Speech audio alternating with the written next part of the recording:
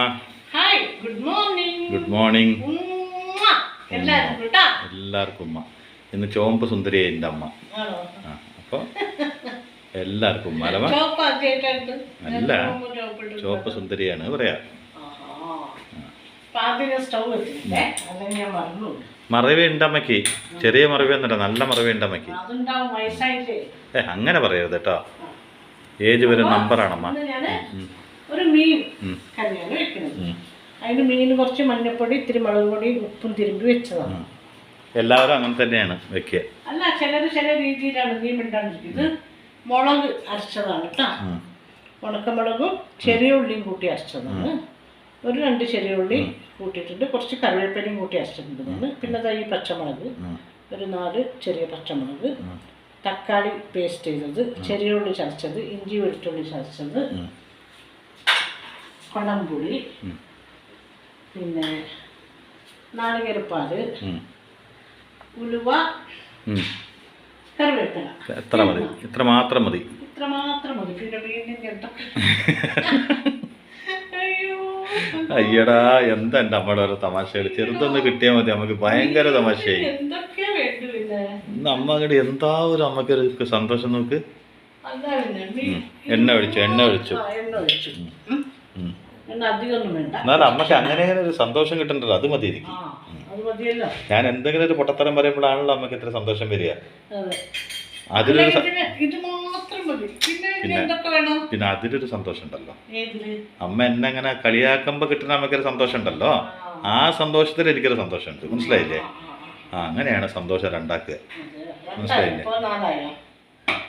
ഇപ്പൊ 2 ഇരട്ടിയായി. വേണമെങ്കിൽ 4 ആക്കാൻ പറ്റുമോ അമ്മയ്ക്ക്? ഉലുവേടൂ. എണ്ണ ചൂടാവട്ടെ.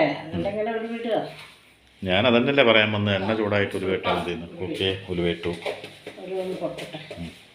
ഇപ്പൊ പൊട്ടുമോ? അത് പൊട്ടിത്തെറിക്കുകയോ?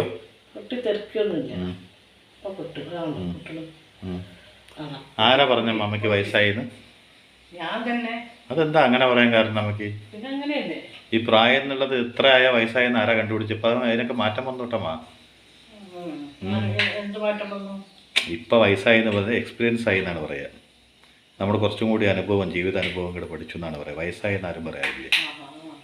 വയസ്സായെന്ന് നമ്മൾ സമ്പൂർണ്ണമായിട്ട് പറയണമെങ്കിൽ നമുക്ക് നടക്കാൻ പറ്റാണ്ടും അങ്ങനെയൊക്കെ ആകുമ്പോഴാണ് നമുക്ക് വയസ്സായെന്ന് പറയാൻ പറ്റുള്ളൂ. ആയിക്കോട്ടെ, അതെനിക്ക് അറിയില്ലായിരുന്നു. അപ്പൊ ഞാൻ ചെറിയ കുട്ടിയാണെന്ന് പറഞ്ഞാലോ. അങ്ങനെ നമുക്ക് മക്കളൊക്കെ അമ്മമാര് ഇത്ര പ്രായമാകുമ്പോ ചെറിയ കുട്ടി തന്നെയാണ്.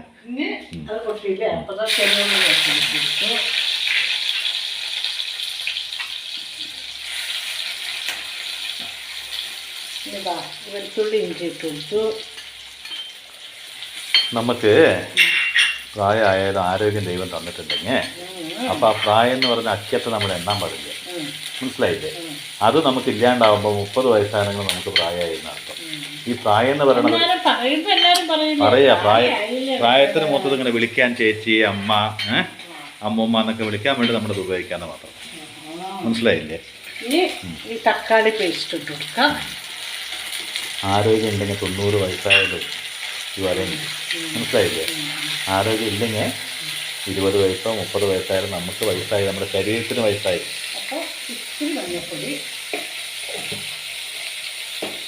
കാരണം എന്താ അറിയോ? ആത്മാവിന് പ്രായമില്ലല്ലോ, ആത്മാവിന് മരണമില്ലല്ലോ. അതുകൊണ്ട് ശരീരം എന്നുള്ള വസ്ത്രമാണല്ലോ ഈ വയസ്സാവണത്. അതെങ്ങനെ വയസ്സാവണത്? അതിന് പല ഇഞ്ചുറീസ് സംഭവിക്കുമ്പോൾ വയസ്സാവും, അത്ര തന്നെ. മനസ്സിലായോ? അതുകൊണ്ട് വയസ്സായി എന്നുള്ള ബെനിഫിറ്റുള്ള അങ്ങനെ ഒരുപാട് വയസ്സായി എന്ന് പറയരുത് കേട്ടോ. വയസ്സായി എന്നുള്ള തോന്നൽ തന്നെ വയസ്സായി എന്നുള്ള തോന്നൽ എന്താ? ശരീരം തോറ്റിൽ തുടങ്ങി എന്നുള്ളതിന്റെ ഉത്തരമാണ്. മനസ്സിലായില്ലേ? അപ്പൊ നമ്മുടെ ശരീരം തോറ്റിട്ടില്ലല്ലോ, അതുകൊണ്ട് അമ്മക്ക് വയസ്സായിട്ടില്ല. പിന്നെ കുട്ടിയാണോ എന്ന് ചോദിച്ചാൽ മക്കളൊക്കെ എന്നും അമ്മമാര് കുട്ടി തന്നെയാണ്. അങ്ങനെയുണ്ട്. അതിപ്പോ മാറിയമ്മ, ആ പഴഞ്ചൊല്ലൊക്കെ മാറ്റി. ഇപ്പൊ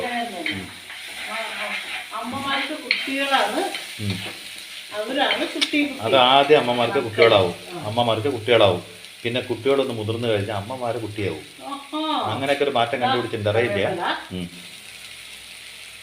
ഇപ്പോൾ 4G നിന്ന് 5G വന്ന പോലെ അങ്ങനെ മാറ്റങ്ങൾ വന്നോമ്മ.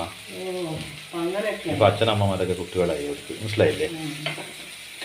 ഇപ്പോൾ ചിലതൊക്കെ നിങ്ങൾക്ക് പറഞ്ഞു തരുന്ന നിങ്ങളുടെ മക്കളാണോ നിങ്ങളുടെ മക്കളോടാണോ നിങ്ങൾ പറയും പഴയ വല്ല കാര്യങ്ങൾ, അല്ലെങ്കിൽ ചില ഉപദേശങ്ങൾ മാത്രം.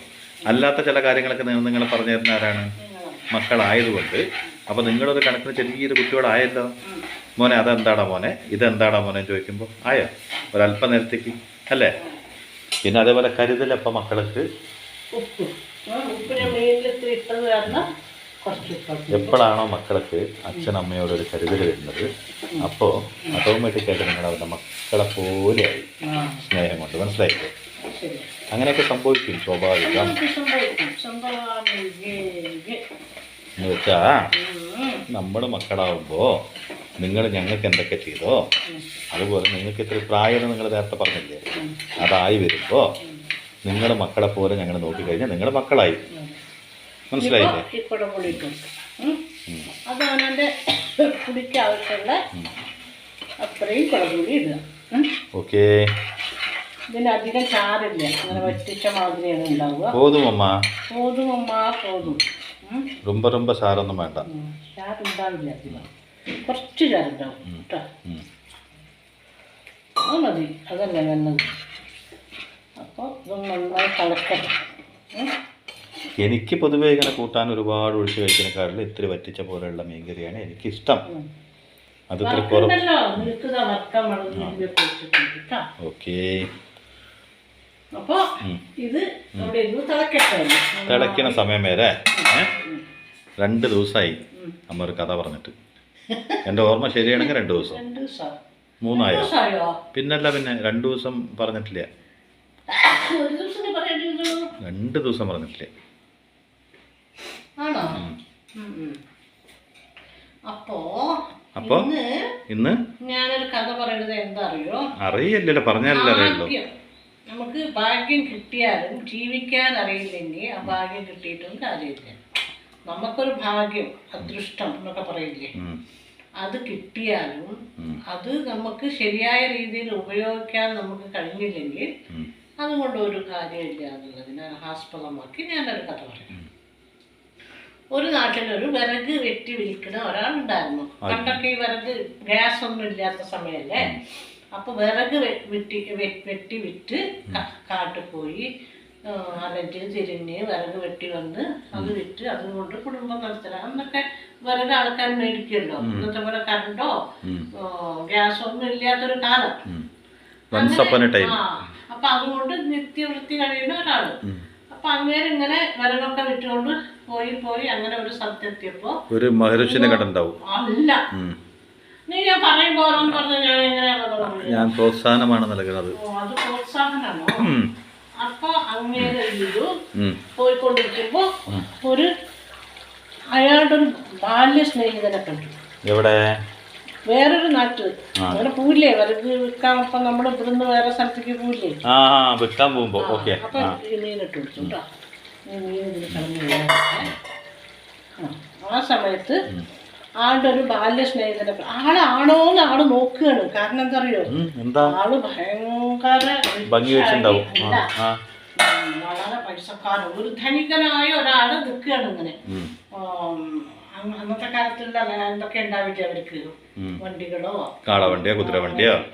അപ്പൊ അവിടെ നിൽക്കുമ്പോ ഈ ആളെ ഞാൻ എവിടെ കണ്ടിട്ടുണ്ടല്ലോ എന്ന് കുറെ നേരം ആലോചിച്ചപ്പോ, അയ്യോ ഇതെന്റെ ബാല്യ സ്നേഹിതനല്ലേ, ഇവനാണോ ഇങ്ങനെ കണ്ട ഒരു രാജാവിന്റെ ലുക്ക് എന്നൊക്കെ പറഞ്ഞ് മടിച്ചിട്ടാണെങ്കിലും പോയി. അടുത്ത് പോയപ്പോ പോയിട്ട് നീ ഇന്ന ആളല്ലേ എന്ന് ചോദിക്കും അവന്റെ പേര്.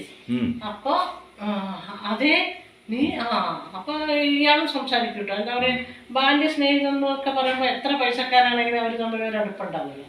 അങ്ങനെയൊക്കെ സംസാരിച്ച് അവനിങ്ങനെ ഭയങ്കര ധനികനായിട്ട് ഇവനെന്നും ഇങ്ങനെയല്ലേ, ഇവനിൽ വന്ന് എന്തൊരു മാറ്റാണ്. പക്ഷെ അവനോടൊന്നും ചോദിച്ചില്ല. അങ്ങനെ രണ്ടുപേരും സ്നേഹത്തോടെ പിരിഞ്ഞു. ഇയാൾ ഇങ്ങോട്ട് വന്നുകൊണ്ടിരിക്കുമ്പോൾ അവിടുത്തെ ആൾക്കാർ ഇയാളെ കുറിച്ച് പറയണ്ടാ നാട്ടിൽ. നേരായ രീതിയിലൊന്നല്ല ഇയാൾ പൈസക്കാരനായത്. ഇയാളൊരിക്കൽ വന്ന കാട്ടില് ഇങ്ങനെ വിറക്, ഇയാളും വിറക് വിൽക്കുന്ന ആളായിരുന്നു ഇയാളെ പോലെ തന്നെ. അതേ കുടുംബമായിരുന്നു ഇവരും. അതായത് വിറക് വിറ്റ് ജീവിക്കുന്ന ഇവരുടെ കുടുംബമല്ല, അങ്ങനെ ആയിരുന്നു അവരും ആ ചെറുപ്പം തൊഴിൽ തന്നെ ചെയ്ത് ചെയ്തുകൊണ്ടിരിക്കുകയായിരുന്നു. ജീവിച്ചവരാണ്. അപ്പോൾ ഒരു സമയത്ത് ഇവര് കാട്ടിൽ വിറകിട്ടാകുമ്പോൾ വനദേവത കരിഞ്ഞിട്ട് ഇവന് കുറെ നിധി കൊടുത്തു. അതുകൊണ്ടാണ് ഇവരിങ്ങനെ ആയത് എന്ന് അവര് സംസാരിക്കുന്നത് കേട്ടു. അന്ന് തൊട്ട് ഈ സ്നേഹിതനില്ലേ, ഈ വിറക് വെട്ടി ജീവിക്കുന്ന ആണെങ്കിൽ, അയ്യോ എനിക്കിങ്ങനെ ഒരു ഭാഗ്യം കിട്ടിയില്ലല്ലോ, എനിക്കിങ്ങനെ ഒരു ഭാഗ്യം കിട്ടിയില്ലല്ലോ, ഇങ്ങനെ എന്തെങ്കിലും കിട്ടിയാലേ ഞാനും നന്നാവുള്ളൂ. അല്ലാണ്ട് ഇപ്പൊ ഈ ബുദ്ധിമുട്ടി ഈ ദിവസം പോയി കാട്ടിന് വിറകൊക്കെ വെട്ടിക്കൊണ്ടിട്ട് എനിക്ക് എന്താ കിട്ടുക എന്നുള്ളത് ഒരു വനദേവതനെയാണ് കിട്ടണ്ടേ. അങ്ങനെ ചിന്തിച്ചിട്ട് ഇയാൾ ഇങ്ങനെ ഇരിക്കുകയാണ്. അയാൾക്ക് പണിയെടുക്കാനും മനസ്സില്ല. ഞാൻ എന്നാ അങ്ങനെയാവും അയാളെ അസൂയം കൂടി വന്നു പോകണു അവിടെ കുറച്ച്. അതായത് എനിക്കും അതുപോലെ ഒരാളെ കിട്ടിയതാണെങ്കിലോ എന്നുള്ള ഇതിൽ ആകെ ആള് വിഷമിച്ചിട്ട് അയാൾക്ക് ജോലി എടുക്കാനും മനസ്സില്ല. ജോലി എടുത്തില്ലെങ്കിൽ ജീവിക്കാനും പറ്റില്ലല്ലോ. പക്ഷെ ഈ വനദേവതനെ തന്നെ ചിന്തിച്ചുകൊണ്ടിരിക്കുകയാണ്. അതായത് എനിക്കും ഈ വനദേവത, ഞാനും കാട്ടിൽ പോകുമ്പോ എനിക്കും ഇങ്ങനെ ദർശനം തന്നിട്ട് എനിക്കും എന്തെങ്കിലും തന്നതാണെങ്കിലോ എന്ന് ഇങ്ങനെ വിചാരിച്ചിരുന്നിട്ട് ഒരു ദിവസം അയാള് ഇനി ഭക്ഷണി എടുക്കണ്ടേ, ഇല്ലെങ്കിൽ കുടുംബം വിറക് വെട്ടാൻ വേണ്ടി മരം ഇങ്ങനെ തെരഞ്ഞു പോണം. അല്ലാണ്ട് കുറേ മരങ്ങൾ ഇങ്ങനെ വെട്ടാൻ പറ്റിയ മരങ്ങളൊക്കെ നോക്കി പോണ്ടേ. അപ്പൊ അങ്ങനെ പോയിക്കൊണ്ടിരിക്കുമ്പോ ഇയാളുടെ കണ്ണില് ഈ വനദേവത പ്രത്യക്ഷപ്പെട്ടു. അതെന്തറിയോ, ഇയാൾ ഈ വനദേവത എന്നുള്ള ഇതിലിരിക്കല്ലേ. അപ്പൊ വനദേവതയ്ക്ക് തോന്നിയിട്ടുണ്ടാവും പ്രത്യക്ഷപ്പെടണം, അല്ലാണ്ട് എന്താ പറയാ. അപ്പൊ വനദേവത പ്രത്യക്ഷപ്പെട്ടു. അപ്പൊ പറയും, ഇയാൾക്ക് സന്തോഷമായി, ഇയാൾ എനിക്ക് എന്തെങ്കിലും തരുമെന്ന് പറഞ്ഞിട്ട് ഒന്നും ചോദിക്കാണ്ട് വനദേവയുടെ മുഖത്ത് ഇങ്ങനെ ദൈന്യതയോടെ നോക്കുകയാണ്. അതായത് അവന് കൊടുത്ത പോലെ എനിക്ക് എന്താണെന്ന് തരുമെന്ന് ചോദിക്കണമില്ല. അപ്പൊ വനദേവത എങ്ങനെ നോക്കിയപ്പോ, എന്താണ് എന്നെങ്ങനെ നോക്കണെന്ന് ചോദിച്ചു. അല്ല, എനിക്കും എന്തെങ്കിലും കിട്ടിയാൽ, എനിക്കും എൻ്റെ കൂട്ടുകാരൻ ഇങ്ങനെ ആയി വനദേവത കഴിഞ്ഞിട്ടാണ്, അപ്പൊ എനിക്കും എന്തെങ്കിലും കിട്ടിയാലോ അത് നോക്കുക. അപ്പൊ എന്ത് ചെയ്യും വനദേവത, എന്ത് ചെയ്തരാം, നിനക്കും ഞാൻ തരാം, നിനക്കൊരു സാധനം ഞാൻ തരാമെന്ന് പറഞ്ഞിട്ട് അവരുടെ മായയിൽ ഒരു മരം സൃഷ്ടിച്ചു. എന്നിട്ട് പറഞ്ഞു, ഈ മരം നീ എത്ര വെട്ടു, നീ വെട്ടിപ്പോയതിന് ശേഷം വീണ്ടും ഈ മരം ഇവിടെ തന്നെ വളരും, പിന്നെ നാളെ വന്നിട്ട് നിനക്ക് വെട്ടാം. അതേപോലെ നിനക്ക് 1 വർഷം വരെ ഈ മരം വെട്ടാം. 1 വർഷം കഴിഞ്ഞാൽ പിന്നെ നിനക്കിത് വെട്ടാൻ പറ്റില്ല. നീ ഒരുപാട് കാടൊന്നും അറിയണ്ട, ഇതുകൊണ്ട് നിനക്ക് ജീവിക്കാൻ പറ്റുള്ളൂ. അപ്പോൾ നിധി കിട്ടിയില്ലെങ്കിലും കുഴപ്പമില്ല, എനിക്ക് കാട് അറിയണ്ടല്ലോ, ഈ മരം വെട്ടിയിട്ടെങ്കിലും എനിക്ക് ജീവിക്കാൻ വന്നിട്ട് ഇയാൾ ഈ മരം വെട്ടും, വലിയ വലിയ തൊണ്ടുകൂടൊക്കെ ആക്കി കൊണ്ടുപോകും, വിൽക്കും. ഇങ്ങനെ തന്നെ ആയി. ഏതാണ്ട് 1 വർഷം കഴിയാറായിട്ട് ഇയാളുടെ സ്ഥിതിയിൽ ഒരു മാറ്റമില്ല. കാരണം എന്താ, ഇയാൾ ഈ വിറക് വിൽക്കണു. വനദേവ വന്നിട്ട് ഒരു മരം കൊടുത്തിട്ട് ഇപ്പൊ എന്താ കിട്ടിയത്? അപ്പൊ വനത്തില് പിന്നെ മരല്ലേ ഉണ്ടാവുള്ളൂ. അപ്പൊ അങ്ങനെ കൊടുത്തു. അപ്പൊ ഇയാളിത് വെട്ടി എന്തൊക്കെ ആയാലും ഇയാൾക്ക് എന്തറിയോ, വനദേവത കൊടുത്ത മരാന്ന് വന്നിട്ട് ഏറ്റ വിലക്കൊന്നും ആൾക്കാർ മേടിക്കില്ലല്ലോ. ഇയാളത് വിറ്റ് വിറകാക്കി. ഇങ്ങനെ 1 കൊല്ലം കഴിഞ്ഞു. 1 കൊല്ലം കഴിഞ്ഞ് കുറെ ആയപ്പോ പിന്നെ ഈ മരം അവിടെ നിന്ന് അപ്രത്യക്ഷമായി. പറഞ്ഞിട്ടുണ്ടല്ലോ വനദേവത, 1 വർഷം വരെ നിനക്ക് ഈ മരം ഇങ്ങനെ വെട്ടി അതുപോലെ തന്നെ വളരും, വീണ്ടും നിനക്ക് വന്ന് വെട്ടാന്ന് പറഞ്ഞിട്ടുണ്ടല്ലോ. അപ്പൊ എന്നിട്ട് എനിക്ക് ഒന്നും കിട്ടിയില്ല എന്ന് പറഞ്ഞിട്ട് ഇയാള്, ഈ വനദേവത എന്നെ മാത്രം ചതിച്ചു, എൻ്റെ കൂട്ടുകാരൻ എന്തോരം കൊടുത്തു, എനിക്കൊന്നും തന്നില്ലല്ലോ എന്ന് പറഞ്ഞിട്ട് വനദേവതയുടെ പ്രാവുകൾ ഇങ്ങനെ എന്ത് വനദേവതയുടെ പക്ഷഭേദം കാണിച്ചു. പിന്നെ ഇതേപോലെ ഒരു പ്രാവശ്യം കാട്ടിൽ വിറക് വെട്ടാൻ പോയപ്പോൾ വനദേവതയെ വീണ്ടും കണ്ടപ്പോൾ ഇയാൾക്ക് ദേഷ്യം. കണ്ടതും ഇങ്ങനെ മുഖം തിരിച്ചു തരാം. എന്താ നീ എന്നെ കണ്ടിട്ട് കാണാത്ത ഭാവം എന്ന് ചോദിച്ചപ്പോൾ, അതേ നീ വനദേവതയെ എൻ്റെ കൂട്ടുകാരന് നീ നിധി കൊടുത്ത് അവൻ വലിയ പൈസക്കാരനായി ധനികനായിട്ട് നന്നായി ജീവിക്കുന്നു, നീ എനിക്ക് ഒരു മരം അതല്ലേ തന്നുള്ളൂ, എങ്ങനെ പക്ഷഭേദം കാണിക്കാൻ പാടുള്ളൂ ദേഷ്യത്തിൽ ചോദിക്കുകയാണ്. അപ്പം വനദേവത പറയും, അല്ല എൻ്റെ കൂട്ടുകാരനും ഞാൻ നിൽക്കുന്നത് ഇതേപോലെ ഒരു മരമാണ്, നിനക്കും നല്ലൊരു മരമാണ്. അതെന്താ പറഞ്ഞാൽ, ഈ മരം എങ്ങനെ അറിയോ, ഇന്നിവ വെട്ടില്ലേ, അന്ന് കേക്കാണെങ്കിൽ പിറ്റേ ദിവസം വെട്ടാൻ വരുമ്പോൾ അത് ചന്ദനായിരിക്കും, അതിന് ശേഷം വരുമ്പോൾ അത് ദേവതായിട്ട് വെച്ച് അങ്ങനെ വില കൂടി മരമായിട്ട് ഇത് വളരെയാണ്. ഇവൻ ആ മരം വെറും വിറകായിട്ടാണ് നടത്തിയിരിക്കുന്നത്. അതായത് ഇവനെന്താ പറയുക, വിറക് ഒരു ഇവൻ്റെ ദൃഷ്ടിയിൽ ഇത് വിറക് മാത്രമല്ല. ഈ മരം എന്താണ്, തേക്കാണോ ചന്ദനാണോ ദേവതാരുമാണോ എന്നൊന്നും ഇവൻ മനസ്സിലാക്കിയില്ല. പക്ഷെ ഇവരുടെ കൂട്ടുകാരൻ എന്ത് ചെയ്തു, ഇത് ദേവതാരുമാണ്, തേക്കാണ്, ചന്ദനാണെന്നുള്ളത് മനസ്സിലാക്കി അതിൻ്റെ പലകകളൊക്കെ ഉണ്ടാക്കി വിറ്റ് അതുകൊണ്ട് കാശുണ്ടാക്കാൻ പറ്റി. ഇയാളെന്താ വിചാരിച്ച്, ഇത് സാധാരണ ഒരു മരം വിറക് വെട്ടിക്കൊണ്ടുവന്ന് വിറകിന് വിറ്റു. ചന്ദനവും വിറകാക്കി കൊടുത്തു, ചന്ദനവും തേക്കും വിറകാക്കി. അതിന്റെ വില ഇയാൾക്ക് മനസ്സിലായില്ല. അപ്പൊ എന്താ, ആരുടെ കുറ്റം? കുറ്റം ആരുടെയാണ്? ഇയാൾക്ക് ഭാഗ്യം കിട്ടിയിട്ടും അത് ഉപയോഗിക്കാനോ അതിന്റെ ആ വസ്തുവിന്റെ വില എന്താണെന്ന് മനസ്സിലാക്കാനോ കഴിയാത്തത് കൊണ്ട് ഇയാൾ അതേ സ്ഥിതിയിലിരുന്നു. അയാൾക്ക് ആദ്യത്തെ ദിവസം തന്നെ ഇത് വെട്ടിയപ്പോൾ തന്നെ അയാൾക്ക് ഇത് ഇന്ന മരാണെന്ന് മനസ്സിലായി. പിറ്റേ ദിവസം ചന്ദനം കിട്ടിയപ്പോൾ അത് ചന്ദനമാണെന്ന് മനസ്സിലായി, ദേവദാരുടെന്ന് മനസ്സിലായി. അയാൾ അതുകൊണ്ട് ഭയങ്കര ധനികനായി. അതുകൊണ്ട് ഓരോരോ സാധനങ്ങൾ ഉണ്ടാക്കാനും പലക അങ്ങനെ അയാൾ ഒരുപാട് കോടീശ്വരനായി. ഇയാൾ സാധാരണ വിറക് വെട്ടാൻ കൊണ്ടിട്ട് കത്തിക്കാൻ കൊടുക്കില്ലേ, അതുപോലെ കൊണ്ടുപോയി വിറ്റു. അയാൾക്ക് എന്നും അതന്നെ, ആരുടെ തെറ്റ്?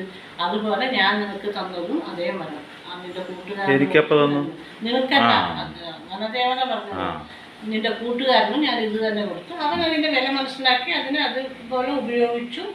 അവൻ ധനികനായി. നിനക്ക് ഇതിന്റെ വില മനസ്സിലാക്കാൻ പറ്റിയില്ല, അതുകൊണ്ട് നീ ഈ സ്ഥിതിയിലിരിക്കണം. ആരുടെ തെറ്റ്? നിന്റെ തെറ്റ്. നിനക്ക് ഭാഗ്യം വന്നാലും അത് ഉപയോഗിക്കാനും ഉള്ള മനസ്സും അത് കഴിവും എല്ലാ മനുഷ്യനും ദൈവം തന്നു. ഭൂമിയിൽ ജനിച്ച എല്ലാ മനുഷ്യനും ഒരു സന്ദർഭം ഒരു സാഹചര്യത്തിൽ അവനൊരു ഭാഗ്യം എന്ന് പറഞ്ഞാൽ വരും. ചിലരത് ഉപയോഗിക്കും, ചിലരത് ഉപയോഗിക്കില്ല. ഉപയോഗിക്കുന്നവൻ രക്ഷപ്പെടും, അല്ലാത്തവൻ ബുദ്ധിമുട്ടും. അത്ര തന്നെ ഉള്ളൂ. ഒരു ഭാഷ എങ്ങനെ ഭാഗ്യം തെരഞ്ഞു വരാത്ത ഒരു മനുഷ്യരും ഉണ്ടാവില്ല. ഏതെങ്കിലും ഒരു രൂപത്തിൽ ഏതെങ്കിലും രീതിയിൽ വന്നിട്ടുണ്ടാവും അല്ലേ? ഈ വനദേവത എന്ന് പറയുന്നത് ഉപമ മാത്രമാണ്. ജീവിതത്തിൽ ഏതെങ്കിലുമൊക്കെ രീതിയിൽ നമ്മുടെ ജീവിതത്തിൽ ഒരു പ്രാവശ്യം ആലോചിച്ച് നോക്കി അറിയാം, ഭാഗ്യമൊന്നും നമ്മുടെ കതവ് തട്ടി പോയിട്ടുണ്ടാവും, അല്ലെങ്കിൽ നമ്മുടെ കയ്യിൽ വന്നിരുന്നുണ്ടാവും. ആ സമയം വിനിയോഗിക്കാതെ നമ്മളൊക്കെ നശിപ്പിച്ച് കളഞ്ഞവരാണ് ഭാഗ്യദോഷികളായി മാറുക. എന്നിട്ട് ദൈവത്തിനോട് കുറ്റം പറഞ്ഞിട്ട് കാര്യമില്ല. അവൻ അത്രയും വലിയവനായി ഞാൻ ചെറിയവനായി പറയുമ്പോൾ നമ്മുടെ കയ്യിൽ വന്നൊരു സന്ദർഭം അതിന് ഉപയോഗിക്കാൻ കഴിഞ്ഞിട്ടുണ്ടെങ്കിൽ എന്ത് ചന്ദനം കിട്ടിയാലും ദരിദ്രം തന്നെയാണ്. അതിൻ്റെ പകരം എന്താ ഈ മരം ഉപയോഗിച്ചെന്ന് പറയുമ്പോൾ പച്ചമുളക് ഇതിലിങ്ങനെ ഇട്ട് കുറച്ചും കൂടി കറിവേപ്പിലയും കൂടി ഇട്ട് ഇത് ഓഫ് ചെയ്യാം. ഇതായി കണ്ട, ഇത്രയേ ഉള്ളൂ ഈ കറി. അതേപോലെ ആ മരത്തിന് എന്ത് ഗുണമുണ്ട്, എന്ത് വ്യത്യാസം കണ്ടുപിടിക്കാൻ ബുദ്ധി അവൻ ഉപയോഗിച്ചത് കൊണ്ട് അവന് ജീവിക്കാൻ പറ്റി. മനുഷ്യൻ്റെയൊക്കെ ജീവിതത്തിൽ സംഭവിക്കുന്നത് ഈ വനദേവത മരമായിട്ട് ബന്ധപ്പെടുത്തുമ്പോൾ നമ്മുടെയൊക്കെ ജീവിതത്തിൽ ഒരു സന്ദർഭം ഒരു പ്രാവശ്യം നമ്മളെ തേടി വരും, ഒരു അവസരം. ആ അവസരത്തെ വിനിയോഗിച്ച സത്യമായിട്ടും നമ്മുടെ ഈ പരിസ്ഥിതിയിൽ നിന്ന് ഒരല്പം നമ്മൾ രക്ഷപ്പെടും. കുറച്ച് അപ്പുറത്തൊക്കെ ആയാലും എല്ലാവർക്കും ഒരു പ്രാവശ്യം ഒരു ഭാഗ്യം വരുന്നുള്ളതിൻ്റെ ഒരു ഉദാഹരണമാണ് ഈ കഥ അല്ലേ? ഇത്രയേ ഉള്ളൂ കേട്ടോ. കറിയായി, കറിയായി. അപ്പോൾ ഇത് ഓഫ് ചെയ്യാം. അപ്പോൾ ജീവിതത്തിൽ നിങ്ങളെയൊക്കെ തേടി വരുന്ന ഭാഗ്യം അത് നമുക്ക് തന്നെ മനസ്സിലാവും. നമ്മുടെ ഒരു സമയം മെച്ചപ്പെട്ട് വന്നുകൊണ്ടിരിക്കുന്ന ആ സമയത്ത് നമ്മുടെ തൊഴിലിനോ അല്ലെങ്കിൽ നമുക്ക് കിട്ടാൻ പോണ ഒരു ജോലിയോ അല്ലെങ്കിൽ നമ്മുടെ കയ്യിൽ അറിയാതെ നമുക്ക് അൺഎക്സ്പെക്റ്റഡായിട്ട് കിട്ടാൻ പോകുന്ന കുറച്ച് സമ്പത്തോ അങ്ങനെ കുറേ സംഭവങ്ങളൊക്കെ ഉണ്ടല്ലോ, അതിനെ ഉപയോഗിക്കേണ്ട രീതിയിൽ ആ സമയത്ത് ഉപയോഗിച്ച് കഴിഞ്ഞാൽ തീർച്ചയായിട്ടും ഈ മരം കിട്ടി വന്നിട്ട് വർഗാക്കി കൊടുത്തില്ല അവൻ്റെ ഗതികേട് വരാതെ നന്നായി ജീവിക്കാൻ എല്ലാവർക്കും സാധിക്കും. ഒരു സമയമുണ്ട്, ഒരു സന്ദർഭമുണ്ട്. ആ സന്ദർഭവും സമയത്തെ നല്ല രീതിയിൽ ഉപയോഗിക്കണം. ആ നല്ല രീതിയിൽ ഉപയോഗിക്കുമ്പോൾ തീർച്ചയായിട്ടും അതിൻ്റെ ഉപകാരം ഭാവിയിൽ നല്ല സ്മരണയായി ബാക്കിയുള്ളവർക്ക് പറഞ്ഞു കൊടുക്കാൻ സാധിക്കും. ചില ആൾക്കാരുടെ വീരകഥകളൊക്കെ നമ്മൾ കേട്ടിട്ടില്ലേ? വളരെ പാവമായിരുന്നു വലിയ പണക്കാരനായി മാറി നാട് മുഴുവൻ പ്രശസ്തനായി എന്നൊക്കെ പറഞ്ഞ് കേട്ട ആ കഥകളൊക്കെ ഇല്ലേ? എന്നാൽ നമ്മുടെ അച്ഛൻ്റെ കഥ തന്നെ ഉണ്ടല്ലോ. ഇതിനൊക്കെ കാരണം എന്ന് പറഞ്ഞാൽ അവർ ആ സമയം ഉപയോഗിച്ചു എന്നുള്ളതാണ് അല്ലേ? ഇപ്പോൾ ലോകത്ത് എന്തെങ്കിലും കണ്ടുപിടിച്ചിട്ടുണ്ടെങ്കിലും അല്ലെങ്കിൽ എന്തെങ്കിലുമൊക്കെ ഈ നാടിന് വേണ്ടി ചെയ്തിട്ടുണ്ടെങ്കിലും അത് ആ സമയത്ത് അവർക്ക് ചെയ്യാൻ തോന്നിയത് കൊണ്ടാണ് അല്ലേ? എല്ലാത്തിനും എന്താ ഒരു നമ്മുടെ ഉള്ളിൽ വേണം, ഇത് നമ്മൾ ചെയ്യണം, ഇത് നമ്മുടെ വാശിയാണ്, ഇത് നമുക്ക് ഉണ്ടാവണം എന്നുള്ള തോന്നൽ വരണം. നിങ്ങൾ എന്താണോ ചെയ്തുകൊണ്ടിരിക്കുന്നത് അതിൽ ആത്മാർത്ഥത കാണിക്കണം. ആ ആത്മാർത്ഥത നിങ്ങളൊരു ദിവസം ലക്ഷ്യത്തിലെത്തിക്കുന്നുള്ളത് സത്യമാണ്. നിങ്ങൾ ചെയ്യുന്ന ചെറിയ തൊഴിലാണെങ്കിലും ആ തൊഴിലിൽ നിങ്ങൾക്ക് ചിലപ്പോൾ ഒരു ഭാഗ്യം കിട്ടും. നിങ്ങൾ ചെയ്യുന്ന ചെറിയൊരു കർമ്മമാണെങ്കിൽ ആ കർമ്മത്തിനും ഒരു അനുഗ്രഹം കിട്ടും. ആ അനുഗ്രഹം കിട്ടുന്ന ആ ഒരു സമയം ഉപയോഗിച്ചാൽ തീർച്ചയായിട്ടും ജീവിതത്തിൽ വലിയൊരു വിജയ ലക്ഷ്യത്തിലേക്ക് നമുക്ക് എത്താൻ പറ്റും അല്ലേ? ഭയങ്കര നല്ല മഴയായിരുന്നു, അതുകൊണ്ട് ഞാൻ പറഞ്ഞതൊന്നും ശരിക്കും കേട്ടോന്നേ അറിയില്ല. ഇല്ല, അമ്മ പറഞ്ഞുകൊണ്ടിരിക്കുമ്പോൾ ഭയങ്കര സ്പീഡിൽ മഴ വരുന്നുണ്ടായിരുന്നു. അപ്പം അതിൻ്റെ സൗണ്ട് ഭയങ്കരമാണ്. ചിലപ്പോൾ അവർക്ക് അറിഞ്ഞിട്ടുണ്ടാവും. അത് ഇല്ല, കേട്ടിട്ടുണ്ടാവും, എന്നാലും ഭയങ്കര മഴയായിരുന്നു അല്ലേ? അപ്പോൾ മൊത്തത്തിൽ എനിക്ക് നല്ല തലവേദനയാണെന്ന്, അതാണ് അമ്മേൻ്റെ അടുത്ത് കൂടുതൽ കുസൃതി. എന്തറിയോ, ഇവർ രാവിലെ തൊട്ട് എന്താണോ ഭയങ്കര തലവേദന പറഞ്ഞിട്ട് അയ്യോ ഇനിയിപ്പോൾ വീഡിയോ പിടിക്കണോ വേണ്ട എന്നൊക്കെ പറഞ്ഞിരിക്കുകയായിരുന്നു. പിന്നെ അത് പിടിക്കാന്ന് പറഞ്ഞു. അതാണ് ഇന്ന് ഇവൻ്റെ ശബ്ദത്തിനൊക്കെ ഒരു അല്ലെങ്കിൽ എന്നപ്പോ എന്തൊക്കെ പറയാനൊന്നും ഉണ്ടാവില്ല. അതങ്ങനെ ഞാൻ കഥ ആയ പറയുന്നതിന്റെ ഇടയ്ക്ക് എന്നെ ഇനി എന്നെ പറയാനും കൂടി സമ്മതിക്കില്ല. ഇന്നത്തെ ദിവസം സത്യം പറഞ്ഞാൽ എനിക്ക് വോമിറ്റിംഗ് ഒക്കെ വരുമ്പോഴൊക്കെ തോന്നി. പക്ഷെ അത്രയ്ക്ക് തലവേദന. അപ്പോൾ കഴിക്കാൻ പറ്റില്ലേ? ഇതാ കറി കണ്ട കണ്ട, ഇതാണ് ഇന്നത്തെ മീൻ കറി. പിന്നെ കുറച്ച് മീൻ വറക്കും, പിന്നെ പയറുപ്പേരി വെക്കും. നല്ല നാടൻ മീൻകറി, പയറുപ്പേരി, മീൻ വറുത്തത്. പയറുപ്പേരി വെക്കും, മീൻ വറക്കാൻ മുളക് വരട്ടി വെച്ചിട്ടുണ്ട്. അപ്പോൾ നിങ്ങൾ വരികയാണെങ്കിൽ ഇന്ന് മത്തി വറുത്തതും മത്തിക്കറിയും പയറുപ്പേരിയും പപ്പടമൊക്കെ കൂട്ടി നിങ്ങൾക്ക് ചോറ് തരാം. വരുന്നോ മഴയത്ത് ചൂട് ചോറ് തരാം കേട്ടോ. ബൈ.